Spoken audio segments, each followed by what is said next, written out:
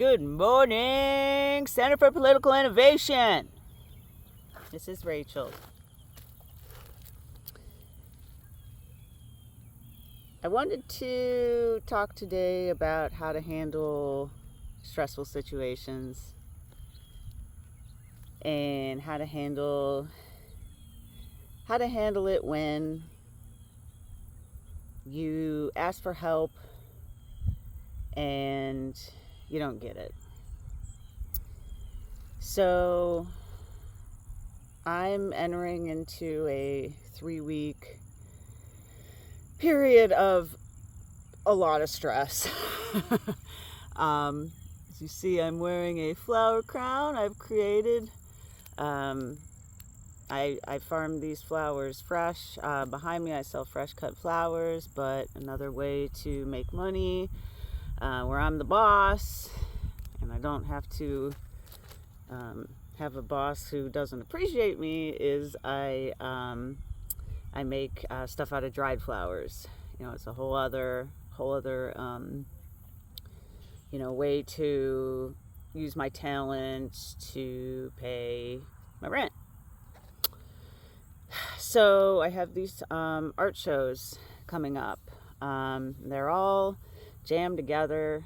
It's like here in Georgia, people don't like to go outside in the summer. It's really weird. A friend from up north in Ohio, where I'm from, she calls it reverse winter. She lives in Georgia, and it's like summer is reverse winter because it's so hot and most people don't even, want to be outside during July and August. So these art shows that I do, they're all in spring and fall, and they're all grouped together real closely.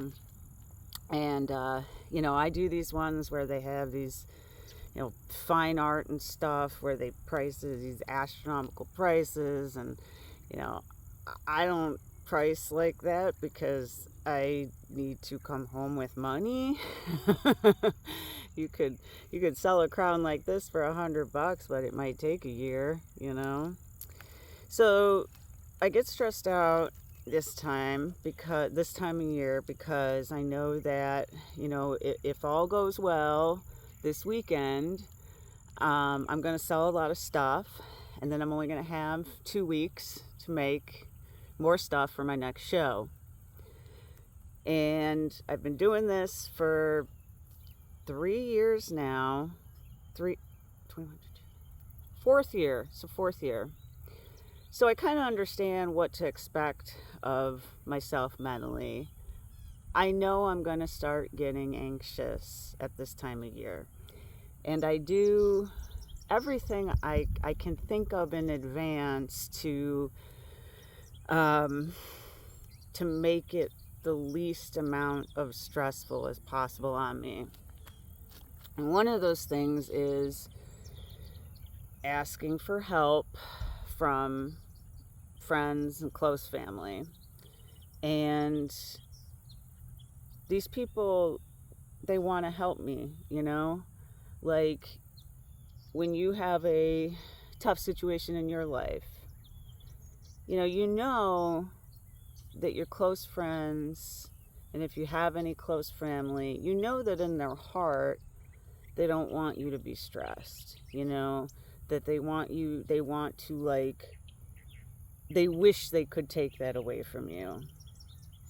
But I think there's another part that is hard to see when you're in that stress emotion, like that high emotional state, is forgetting that they have their own stresses. They have their own problems. And if they're a good friend, they give what they can. They give all they can, And sometimes they just can't, And so what do you do then? And I'm gonna to give you specifics, to make this more understandable. My close family member who is my rock and who gets me through these shows Well, in the past, he's been able to take a half day off on Fridays to help load 2 cars in a trailer and do a whole bunch of other things, so that I can totally focus on making stuff for us to make money. I mean, I got to make stuff. That's how we make money, right? Well, he can't take that half day this week. He works for a company that has a point system, and these point systems are horrible. They are where if you are sick, you get a point taken. Even if you have a doctor's note, you get a point taken. Like, there is no absences that are excused. And if you get so many points, you lose your job. And it doesn't matter how good of a worker you are, you lose your job. So I understand why this family member absolutely cannot take this half day off. Yet still, I found myself 2 hours ago crying about it, and feeling sorry for myself, and just, I could feel that where the logic part of my brain was getting lost to the emotion part. And when that happens, a lot of times I can't prevent some tears, But what I'm working on a lot is saying to myself, okay, this is how it is. What can I do? And our group, one thing I love about our group is the focus on community, and relying on other people. It's funny because I was raised Catholic and abandoned religion until I was maybe 30, had a brief coming back to Catholicism, left again, was atheist, was one of those jerk atheists, and that's about when I found CPI. And the thing is, I've wanted to believe so bad. Like, I really wanted to believe because I wanted to have that kind of community. And that's why I'm really glad that CPI is almost fulfilling that kind of community for me. This is what I wanted to get out of religion, I'm getting out of CPI. So what I was starting to say earlier is that while we do rely on our community as much as we can, there's still a point where, it's up to me how to get through this week and how to be sure that all the cars and trailers are loaded by Friday night. And the family member, he's not going to be able to get home early on Friday, and I just have to make a plan.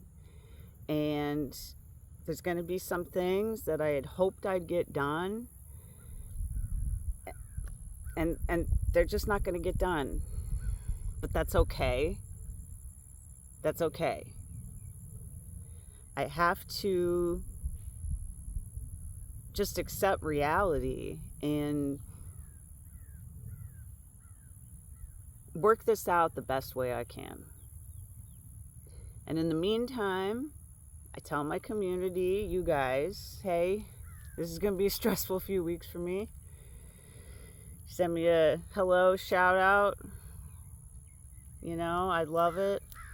I know that y'all got your own stresses. I mean, some of you, I know how many jobs you work. I know you would love to be in my shoes and be your own boss. And anyways, sorry this is kind of disjointed. I hope that some kind of message got across. We lean on others, but we also have to lean on ourselves. All right. Have a good day.